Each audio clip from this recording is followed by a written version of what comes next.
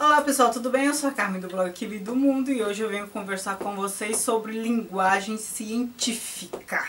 Esse é um termo que assusta muita gente. O que eu acho engraçado é que as pessoas também perguntam, mas o que é linguagem científica? Uma vez me perguntaram também o que era linguagem jurídica, já que a língua é uma só, é tudo português, então não existe linguagem jurídica, linguagem científica, linguagem literária. Ora, as pessoas confundem língua com linguagem. Linguagem é uma concepção mais ampla, né? São convenções de uma área específica que impactam o texto, acordos, formas de dizer, léxico, um monte de coisa. Então, antes de começar a entrar em item por item, vou deixar claro que este é um vídeo para listar os elementos constitutivos, dizer do que compõe uma linguagem científica, não é para ensinar a escrever cientificamente. Aliás, só falar em argumentação já seria um curso longo. Linguagem culta seria um curso longo. E a linguagem científica compreende essas duas coisas, dentre outras. Por isso que o objetivo desse vídeo é apenas elencar questões que vocês devem considerar quando forem escrever cientificamente, forem fazer um artigo científico, TCC, tese de dissertação, seja o que for. Uma das coisas, linguagem científica pressupõe norma. No caso do Brasil, a mais usada é a BNT. Formas, normas, procedimentos para citar, para fazer referências, para usar nota de rodapé, para enumerar os tópicos, para fazer sumário, para tudo isso. Ou seja, isso compõe também linguagem científica. Formato para dizer as coisas. Outra coisa que pressupõe a linguagem científica, método. Método para quê? De pesquisar, para escrever, para as duas coisas. Método para tudo. Porque se você viu meu vídeo de fundamentação teórica, lá eu expliquei por que a gente tem que fundamentar. Por que a gente tem que pagar tributo a uma tradição de pesquisa? Eu expliquei um monte de coisa. Se você não viu, veja lá, vou deixar aqui nos cards. A gente tem que usar métodos específicos para possibilitar que os interessados percorram o mesmo caminho que a gente percorreu para chegar às conclusões que a gente chegou. Isso serve para exatas, serve para humanas também. Só que em exatas biológicas, se uma outra pessoa interessada percorrer os mesmos caminhos, ela pode chegar até aos mesmos resultados. Ciências humanas não. Por quê? Há muita subjetividade, há muita interpretação em ciências humanas. Não é uma ciência exata.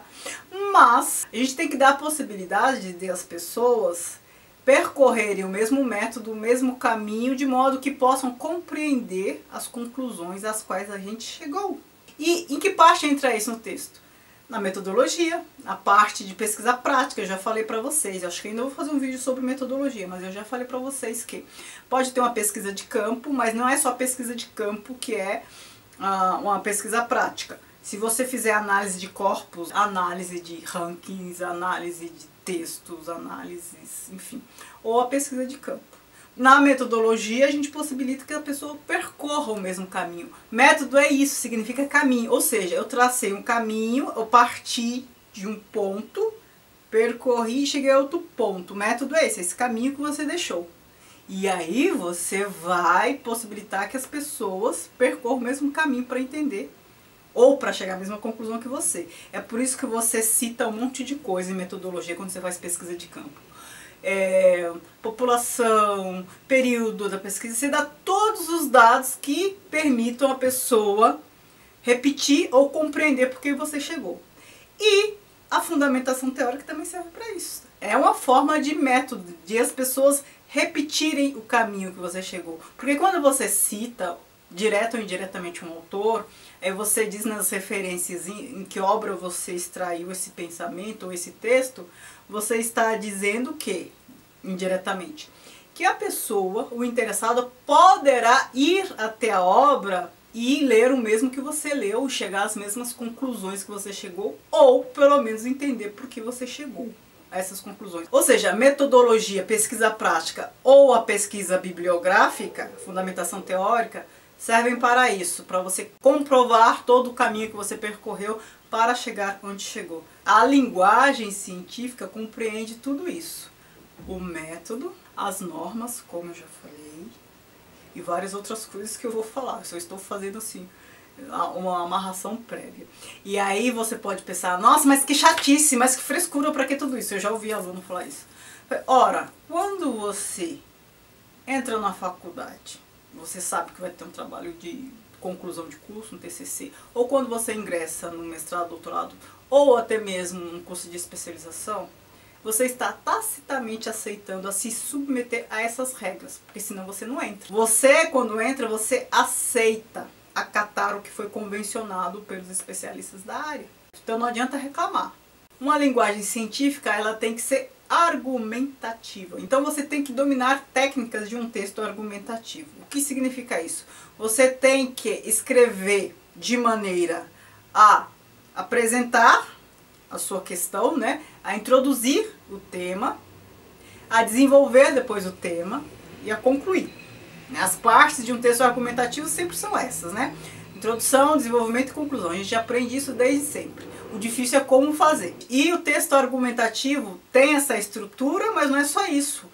Ele tem que ter um encadeamento lógico, né? As partes, elas não podem ficar soltas, justapostas. Essa é a parte difícil. Lembrem-se que naquele primeiro vídeo que eu fiz sobre qual é o maior problema de um texto, eu falei, o problema é sintático, exatamente. O problema é esse, coerência e coesão. As argumentações não podem ficar soltas, não pode ficar nada solto. Tem que ter introdução, desenvolvimento, conclusão, sem ideias soltas, sem ideias contraditórias, sem pontas, entendeu? Então esta é outra característica de um texto científico. O texto científico também tem que ter uma linguagem culta. O que é isso? A língua culta padrão. Isso significa o quê? Não pode ter gíria. Quando usar alguma palavra no sentido figurado, entre aspas, deixando bem claro. Tudo aquilo que a gente sabe sobre linguagem culta. É por isso que eu falei pra vocês que só são dicas de o que tem que ter, porque cada item desse que eu estou falando seria um curso. Texto argumentativo seria um curso de argumentação. Pensando em estrutura, convenção, é mais ou menos isso, já que eu já prometi fazer sobre as partes do trabalho, do produto, da monografia. Eu vou fazer um vídeo sobre isso. Agora, outros elementos sobre a língua em si, quando a gente vai escrever, né? Até agora eu falei de estrutura e de norma. Sobre língua, uma das perguntas mais frequentes que me fazem sobre linguagem científica. A gente pode usar a primeira pessoa do singular ou tem que usar a primeira pessoa do plural? Isso ainda não é muito bem definido, isso depende muito da instituição. Tem instituição que permite que você use primeira pessoa, tem professor que permite, mas a maioria prefere que seja terceira pessoa do plural ou uma forma indireta. Não pode ter marca de pessoalidade. Por quê? Ora, se você viu meu vídeo sobre fundamentação teórica, lá eu falei, há toda uma tradição, você está acrescentando coisa, uma tradição científica, você tem um método a seguir. Quando você demonstra seu método, você está dizendo que qualquer um pode chegar às conclusões que você chegou ou entender as conclusões a que você chegou. Isso já implica o quê? Uma imparcialidade. Se eu estou dizendo que qualquer outro pode chegar aos meus resultados, eu estou dizendo que eu sou imparcial. Então, quando a gente usa o verbo na primeira pessoa do singular, tem um eu bem marcado ali, já denota uma pessoalidade, que é sempre bom evitar. Ah, mas então sempre evitar? Não, depende muito do trabalho. Uma coisa que eu sei é que na área de cinema, por exemplo, pelo menos na área de técnica de som, que são os textos que eu já revisei, tese e tudo mais, eles não entregam um texto argumentativo. É uma espécie de relatório que é aceito. Tanto tese, TCC e tudo mais. É uma espécie de relatório, um memorial. Aí eles usam a primeira pessoa, porque fica sem sentido. Mas perceba que não é um texto argumentativo, hein? Num texto argumentativo é sempre bom não marcar essa pessoalidade. E aí tem gente que pergunta, ah, mas é melhor usar o nós ou a forma impessoal? O plural de modéstia é cabível? Fica esquisito de falar nós se sou eu que estou escrevendo. Não é tão esquisito assim, se você considera que você tem um orientador e ele está te indicando coisas, dizendo o que você tem que colocar, qual autor você tem que ler, às vezes até escrevendo parte do seu trabalho, corrigindo, o nós não parece absurdo, certo? É um trabalho tocado a 4 mãos. Mas eu não uso nós, por exemplo, quando eu escrevo. Eu uso uma forma impessoal. Em vez de falar, observamos que eu coloco, é possível observar que, sabe? Essa forma indireta, impessoal, com aquele distanciamento assim, científico. O que eu vi até hoje, que passou muito bem, foi esse exemplo que eu falei, quando não é um texto argumentativo, é um relatório, enfim, tá? Na dúvida, se você não sabe, vá pelo plural de modéstia, ou essa forma impessoal de marcar, como eu falei. Se eu falei para vocês que tem que ser impessoal, e também falei que o método serve para você possibilitar que outras pessoas cheguem às suas conclusões ou entendam as suas conclusões, isso quer dizer que seu texto também tem que ser preciso. Ou seja, não pode ser pessoal e tem que ser preciso. Então, o que a gente não pode escrever no texto científico?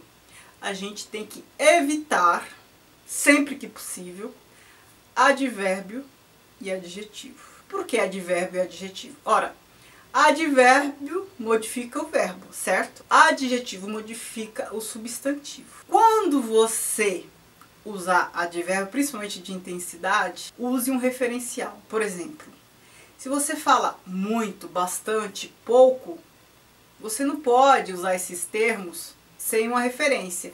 Muito em relação a quê? Pouco em relação a quê? Porque fica impreciso, a gente está lidando com texto científico e tem que ser preciso para possibilitar que outras pessoas repitam o seu caminho. Evitem, é muito comum as pessoas usarem distintamente essas coisas, muito, bastante, sem referência nenhuma, como se fosse uma linguagem coloquial. Evite. É um erro grave? Não tão grave. Mais grave é usar adjetivo. Por quê? Adjetivo qualifica o substantivo, ou seja, juízo de valor. Cadê a imparcialidade, a impessoalidade? Foi pro beleléu. Então você valorar, adjetivar positivamente ou negativamente não é bom. Evite. Então evite dizer que isso é bom ou é interessante ou é importante ou é melhor, ou evite essas coisas. Você tem que ter imparcialidade. Se você falar é interessante observar que, é importante observar que, tudo bem, por quê? Você está usando no sentido de ressaltar algo que vai ser dito, você não está valorando. Mas você começar a valorar as coisas, a avaliar, denota parcialidade, já vai contra todos os preceitos da linguagem científica. Outra coisa que é importante vocês evitarem é o que eu já chamei de arrogância científica, que é dizer o que as pessoas têm que fazer, deve ser assim, deve ser assado, como se você fosse o caminho, a verdade, a luz e a vida. Evitem isso, é muito antipático. Muita gente tem antipatia por ciência, por pesquisador, por conta dessas coisas. Essa arrogância de achar, de se sentir superior porque está fazendo pesquisa. Como se a ciência fosse mais importante que a experiência. Como se esse conhecimento acadêmico fosse superior ao conhecimento empírico. Não é? São diferentes, mas não há hierarquia. Então, assim, evite prescrever esse trabalho. Deve ser assim, deveria ser assado.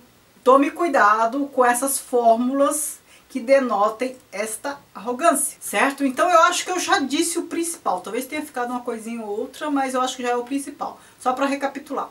Eu falei que linguagem científica compreende um texto argumentativo, língua culta, denota obediência às normas, principalmente às normas ABNT ou qualquer uma semelhante a essa. Tem área que usa outra norma, né? Mas todas têm a mesma função. O texto tem que ser imparcial e por isso é bom usar plural de modéstia ou a forma indireta de dizer. Vocês têm que evitar advérbios e adjetivos. Evitar esta arrogância científica. O texto tem que ter método.